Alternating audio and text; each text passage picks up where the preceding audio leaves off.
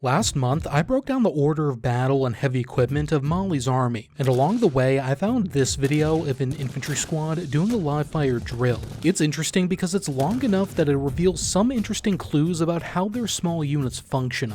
In this video, I'm going to talk about the context behind this training, like why they're doing it, what it tells us about their squad organization, and some of the key weapons they're using. I've also brought on Theo from the Combat Arms channel. Theo is a former infantry marine, CQB team leader, and now a warrant officer in the US Army. He does a lot of military reaction content and videos on stuff like weapons handling, and he seems like a nice guy, so links to his channel down below. He's going to really go frame by frame, breaking down the tactics demonstrated in this video and teachable moments. But my bit first.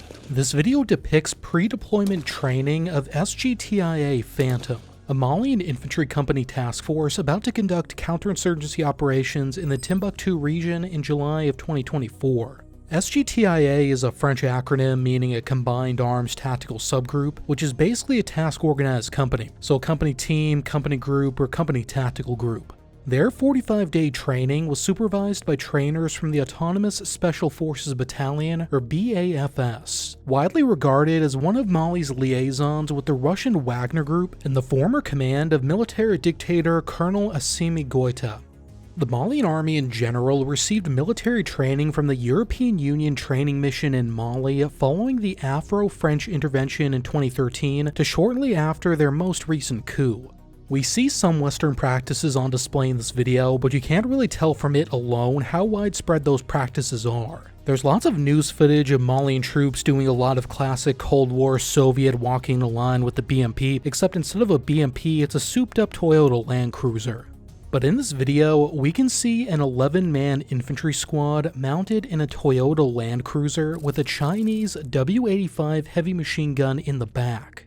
As we see this drill unfold, 3 men stay on the vehicle: the driver, gunner, and a rifleman on as security.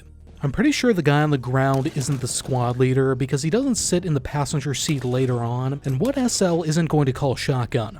There are another 8 men on the ground doing dismounted fire and movement.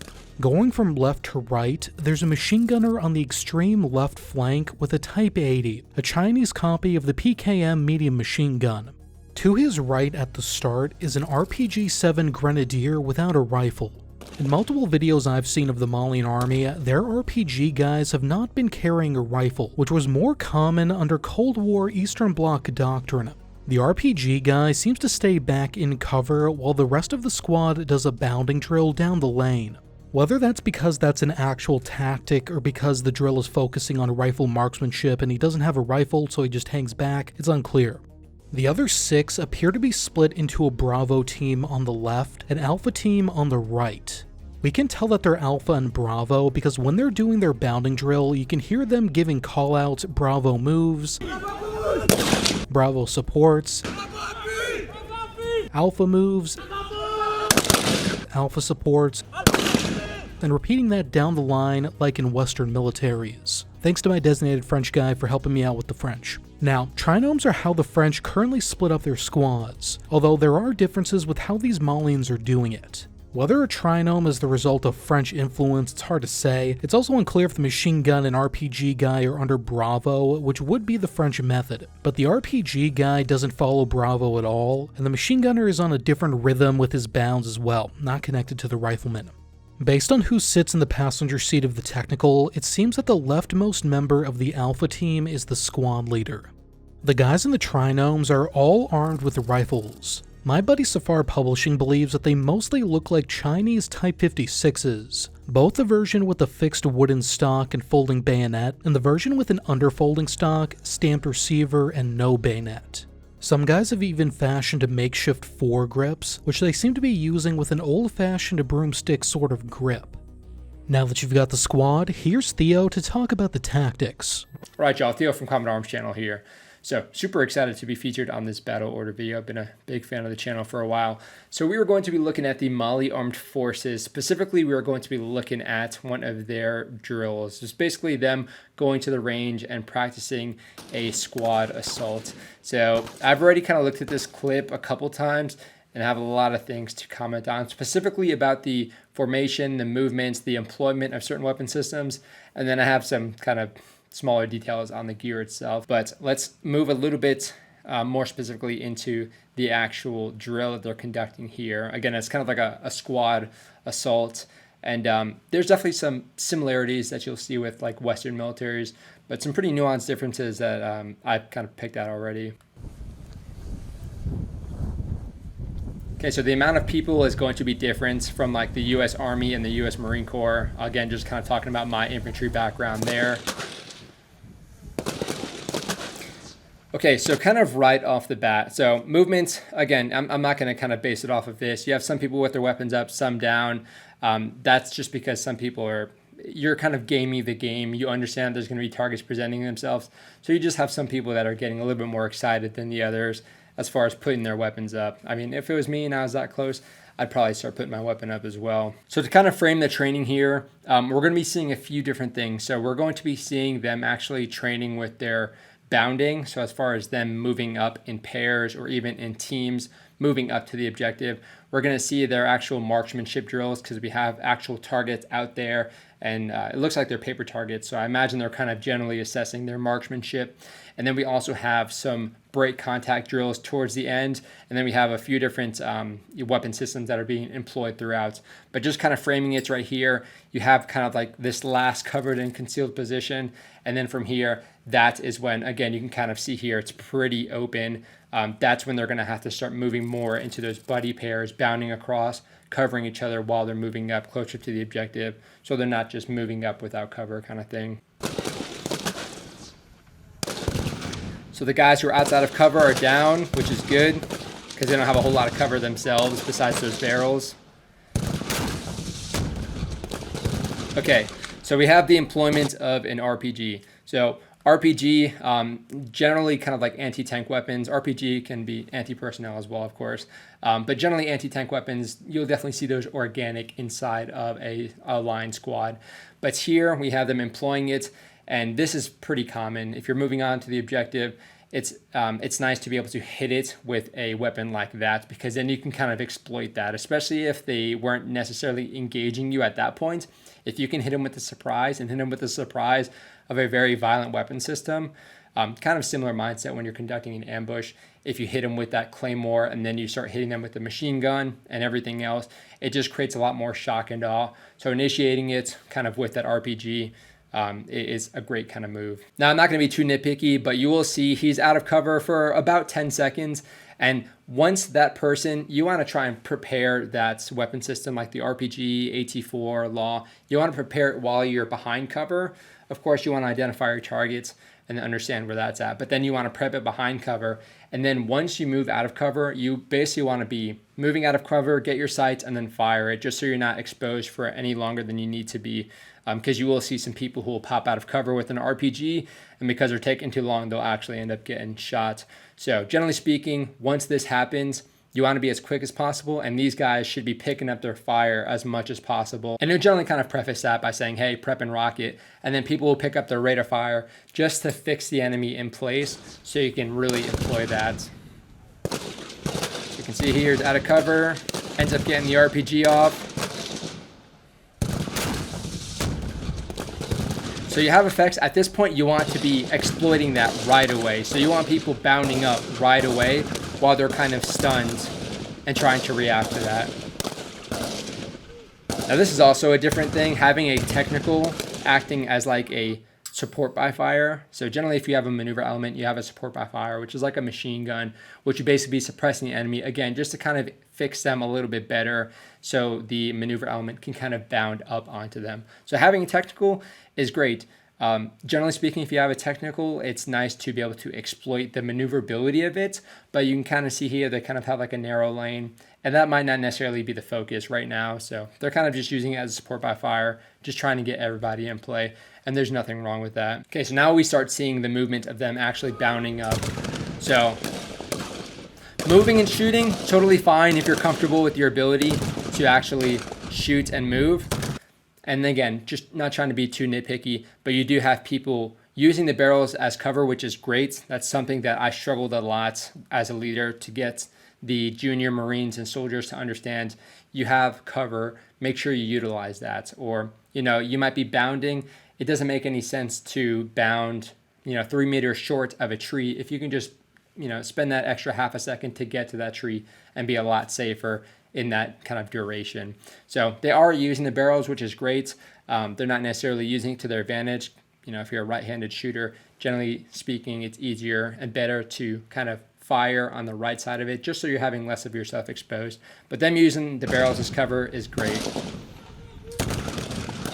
So we can kind of see here, they're moving up. It looks like almost in buddy pairs. You can do this in teams. One team can kind of fire while the other team bounds up, or you can just have like 2 people, one covering the other while they move. Okay, so that's kind of what we're seeing here. Again, we can kind of see those targets now. So I imagine at this point they're also kind of testing their marksmanship abilities. So now it looks like they're bounding in teams. So we have the left side holding, and the right side is firing. And then looks like they're consolidating here.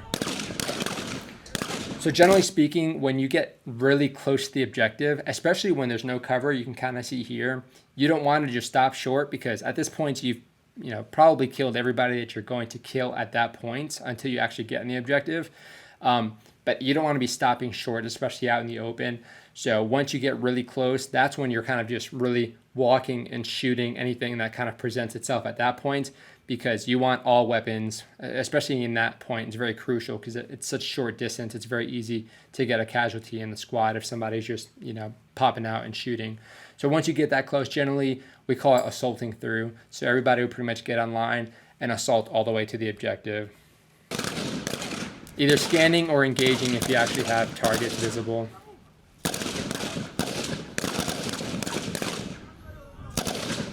So again, it looks like they're kind of practicing more of the marksmanship skills there. So they stop here. I'm not sure if they just had like a certain limit of advance that they weren't supposed to cross, like don't walk past the targets because then you're not going to be shooting anything. That kind of makes sense. That might be simulating that the actual objective was kind of before the actual targets. So they're not going to actually walk past the targets. They're just going to kind of walk up to where the targets are. And that's kind of where the objective is. So I'm not going to go too heavy into that. Now, this is an interesting one, though. So you have their machine gunner, who's also acting as kind of like another support by fire. Having 2 support by fires on both sides is okay, but it gets very, very sketchy once you have people bounding up, especially when they bound up this far forward. So you can kind of see here, that's a pretty significant distance. So this machine gunner's sector of fire, because this guy's right here, he's not going to shoot to the right of him because there's more people. His sector of fire is very, very narrow. So what he could do is actually displace. So just move up a little bit closer, maybe like right over here. And then his sector of fire opens up significantly. He can pretty much engage that entire line. But because he kind of stayed all the way back here, his sector of fire shrinks more and more as that maneuver element moves up. So generally speaking, that's why you'll have a machine gun team kind of displace as the maneuver element is moving up, just so they can maintain effects longer. And this dude needs to do longer bursts. It kills me. I don't know how they're doing, if they're hurting on ammo, but homie. Okay, so now we see them bounding back. So this is kind of like a break contact drill. So basically you're assaulting an objective and you're like, oh, actually, either they got reinforcements or their numbers are just more superior than you thought, or they're more formidable than you thought. Especially if you start taking casualties. But if you're losing that fire superiority and they're sending more rounds downrange towards you than you are to them, that's when you might want to break contact. For recon elements, break contact is very common just because you're not really that unit that's set up well to engage. That's not really your mission. So breaking contact is something that a lot of people will practice, but for conventional infantry, it's good to know as well. So you can see there, they're kind of bounding back. Again, you can bound back in buddy pairs or you can bound back in teams. So you don't want just everybody running back because then everybody's just going to get shot in the back. So it's kind of like a tactical withdrawal, if you will. So they're going to do that to the point where they get basically online with the vehicle.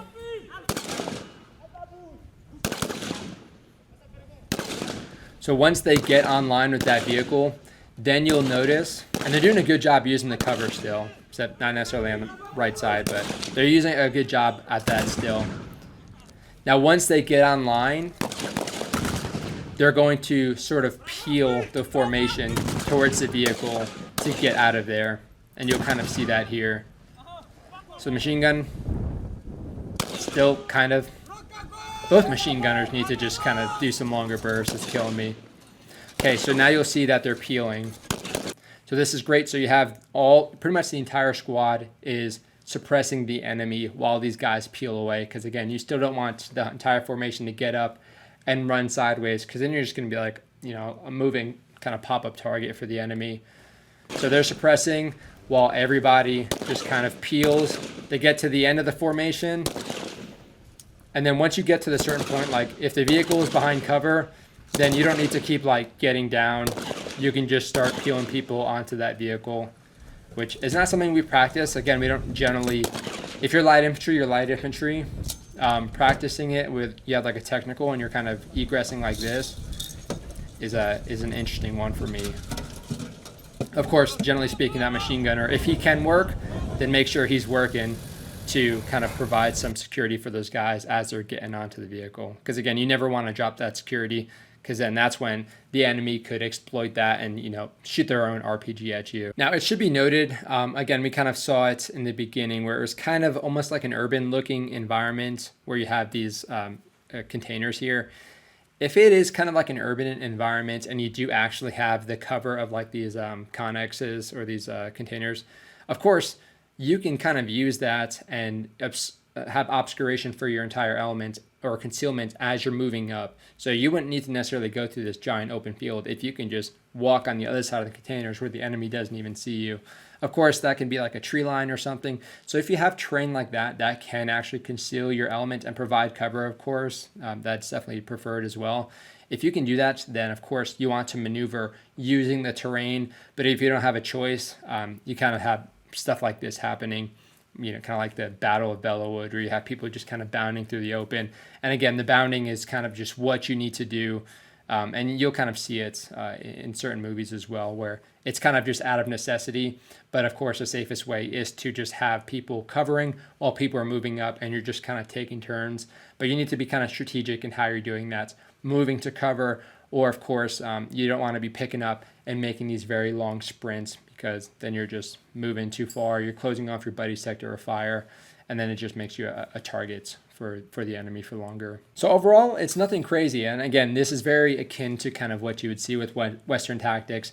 This is very similar to what I've done in the Marine Corps and the Army. More specifically, the Marine Corps infantry, because for whatever reason, they like to just bound through the open. They're like, oh, there's an open field. Let's bound across that.